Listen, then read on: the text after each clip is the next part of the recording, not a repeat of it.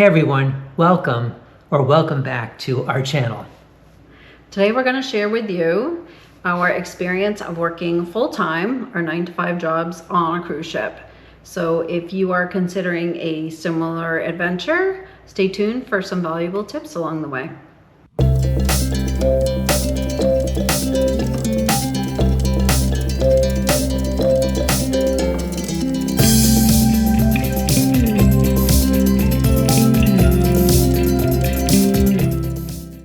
Shall we go to tip number 1? We should, yeah. All right. Well, I'll tell you, first and foremost, you need power. So when you're setting up your workspace on a cruise ship, you need to bring a European outlet adapter. 90% of those outlets on cruise ships, whether it was our last one, the Odyssey of the Seas, or any of the other ones we've been, Any of them. 90%, like I said, are definitely European outlet. Yeah, you get a couple of, I guess, American 110 outlets in your room, but other than that, it's European outlets. So what we did was we brought these European outlets, as Marshall said. I just hopped onto Amazon, like literally right before we left, or a day or two before we left. And I hopped onto Amazon and found this 2-pack, which worked perfectly because Marshall and I don't always work in the same space. So he had one and I had one. And each adapter has 3 regular, what I'll call American outlets, 2 USB-Cs plus a USB. So honestly, we would have been lost without these. We spent, I think, $14 or $15 on this, and I'll link them in the description below because we literally use these every day. Yeah, and primarily it was for work, but even if you're not working on the ship, those adapters just totally expand your ability to charge up all your devices in the room.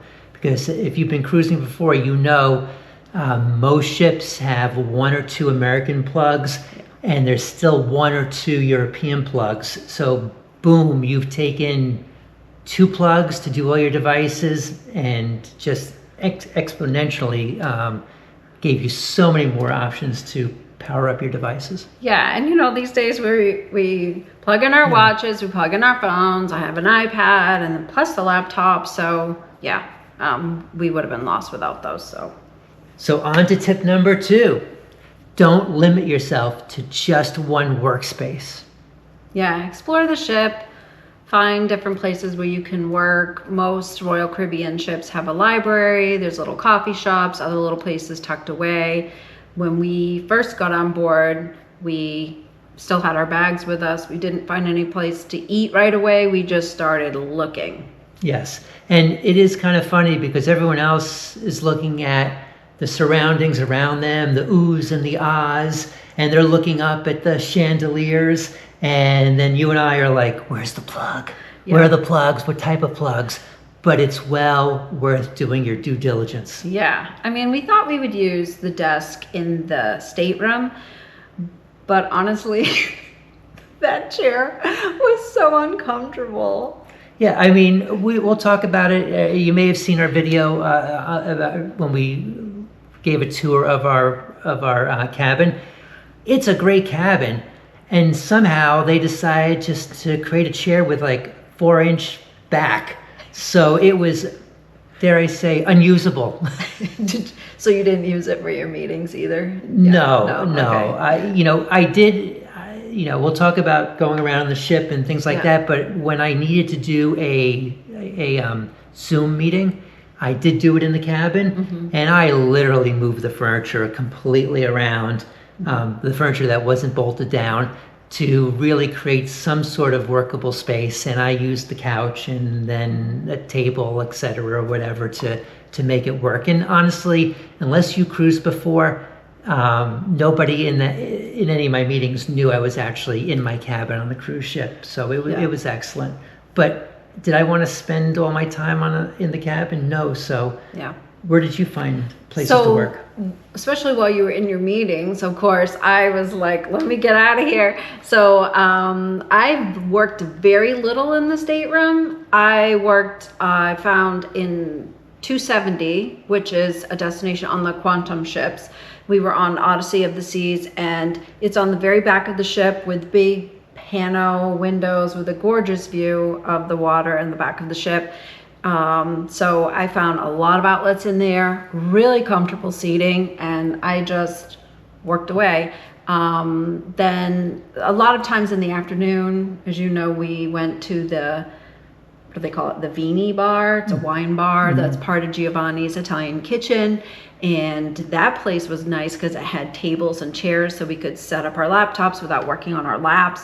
We had a mouse pad. There was plenty of outlets, and I had my handy dandy power adapter. So, and they came around and like, oh, would you like a drink? So I got my Diet Coke with lemon or lime, whatever they had, and yeah, it was really nice afternoon. That's as close as Spotify or Google we're gonna get, where they have all the free stuff, right? Yeah, the only thing I would say, tip number 3, is to make sure you have earbuds or headphones with you, because those public spaces can get kind of loud depending on what's going on in that venue. So we just had our headphones and could work away and block out the noise. So yeah, it's loud, but sometimes there's good conversations going on, and you don't want to be like rabbit, go and you're trying to focus on squirrel. Rabbit. Maybe it's rabbit. I'm raising the stakes. Okay. So it's really good conversation. So it's rabbit, and it was just great to be able to focus clearly. Yeah. I do want to mention that we had high hopes of working on the pool deck. Yeah. And it didn't really pan out. It does get crowded, and you've got more wind, and there's more stuff like that. But the biggest impediment was finding power. Yeah. So we really wound up spending a lot of time on, at least on Odyssey of the Seas, on the 5th floor, which is one of their 2 main floors where they have all of their inside venues. Mm-hmm. The other place I think we had scoped out on day 1 was over by the Bionic Bar. There was some tables and chairs. They were kind of high top tables, but there was only one outlet. And every time I went to go try to scope that place out on the way to somewhere else, I was like, oh, well, if it's available, I'll grab it. But typically that table was full. People were playing, games, card games or board games or whatever they were doing. So that wasn't available. So I just kept walking to the next spot I knew would have a place for me. So. Yeah. Again, before we move on to the next tip, it's important to have a variety of places that you've already scoped out. Yeah. Because there are other people working. There are other people just enjoying the ship, and you may go to the first or second place and it's just not right. They may have scheduled a trivia contest in your favorite location and it's just too loud. Yeah. So do that pre-work and have a variety of spots that you can hit, and this way it's just, okay, go to the next, and you'll find something, within 2 or 3, if not your first one. Yeah, that worked well for us. Yeah. That would be a pretty big tip, I think. I would do it again, that when we first get on board, just start scoping places out. That reduce the stress. Talking about reducing stress, want to go share the next tip? Oh yeah, so we did create a schedule and we stuck to that. We set dedicated work hours. We worked our regular 8 to 4:30 shifts. And when it was 4:30 or 5 o'clock, we turned off our devices and we just enjoyed the luxury experience of a cruise. Yeah, it worked out really well. I think at the end of the week, we were like ready to go into full vacation mode. Yeah. But it was kind of nice working hard, knowing that we were going to see our main dining room staff that we already got to know, and that we had a show to look forward to. So it was definitely a nice environment as we got closer to the end of the day. Yeah. I mean, I liked the evenings when we would like stroll on the upper decks and we saw the sunset and we went into the hot tub. I think we went into the hot tub more this trip than probably any other cruise. I agree. Yeah. I agree. Partly because this particular trip, the ship, it's a new ship for us. didn't seem so crowded. So again, we'll talk about that in other videos, but it was a really nice experience. So when we were off of work, we could really partake in the cruise environment. Yeah. The only thing as far as sticking to our work schedule, which really didn't affect me because I didn't really have any meetings, is the time shift. We did, doing the transatlantic, you're either gaining time or losing time. So most days of that first week, we were going ahead by 1 hour. So just keep that in mind. If you are working and having meetings like you did, you had to sort of make that adjustment of what time zone you're in versus the time zone the people who you're meeting with are in. Yeah. Right. Tip number 5. Tip number 5, do your research on your internet packages. Royal has made it simple the last 2 years. There used to be different speeds and different ways of going about getting a package. Now, ever since they connected to Starlink, they have one package. So you get that package. And again, the older ships may be a little bit different because they were not set up for Wi-Fi originally, but all their middle to newer ships were built with Wi-Fi in mind. And our ship, we were rock steady about an 8 to 10 mega speed. It's not your 200 or 250 that you're going to get in your home, but it was good enough to do all of my Zoom meetings. And as I mentioned, nobody knew that I was actually on the ship, so there was no latency or lag time. Yeah, we work at 2 different companies, but we both are in the education and technology fields. So I was actually creating videos, streaming content, and I actually uploaded 2 courses that I created, 2 modules, while on the ship. So normally upload speeds are much slower than download speeds, but I didn't really experience any kind of lag, which I was expecting it, but I didn't really have that experience. So I was very impressed. I was never kicked off the internet. We did buy 2 plans, so that normally we share 1 plan and we just kick each other off. But because we both needed to obviously work this trip, we bought 2 plans so we could each have 1 device on at all times. So that worked out really well. Yeah, really well. I didn't have any issues at all. I think you did have 1 tech issue. Yeah, I mean, I had planned for it, and I talked to my boss ahead of time, and we had planned for it. We weren't sure if I was going to be able to access the files on the company server while I was gone.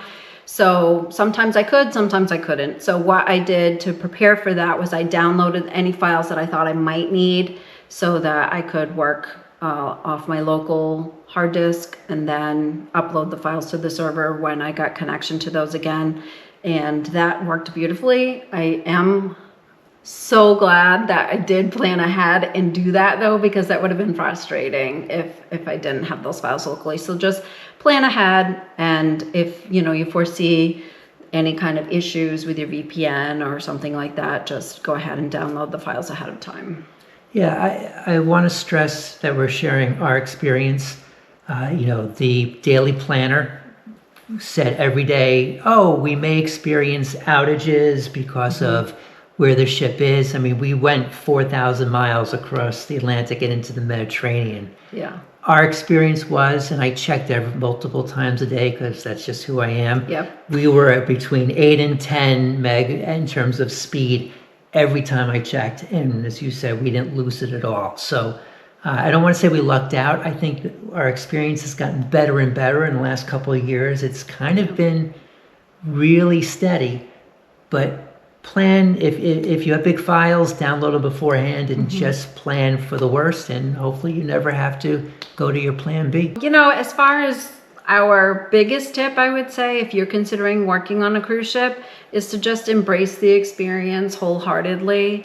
It may have its challenges now and then, like we've discussed, add the challenges that we had, but the rewards of traveling to incredible destinations and meeting new people and having these wonderful experiences and making amazing memories is so worth any kind of little running around the ship trying to find a place to work and making sure you have your adapter and your headphones and that sort of jazz, but it's just so worth it. Yeah. And I know not everyone can work remotely. We're very fortunate that we can work remotely. And because of that, what we're trying to share is the experience of working on the ship. You can be as productive with a little planning as you would in your home office or on your kitchen table or any place else that you would normally be remote working from. And it was a way for us to really maximize a longer trip. So we could get into the Mediterranean and do a transatlantic and not have to burn through all of our PTO on just one single trip. So it was definitely worth it. Yeah, I would 100%, 1,000% do it again. So, and we probably will. I think we will, for sure. Yeah. So anyway, we hope this information has been helpful to you. If you have any questions or maybe you have some additional tips that we didn't think of because we've never done this before until now. So just leave your questions or comments in the comments box below. Yeah, and share, like this video if it's been helpful for you. Certainly subscribe. We are just starting out, and we really do want to make informative videos. So subscribing will tell us that we're hitting the mark. Yeah, great. All right. So until next time, thanks for cruising with Crystal and Marshall. Take care.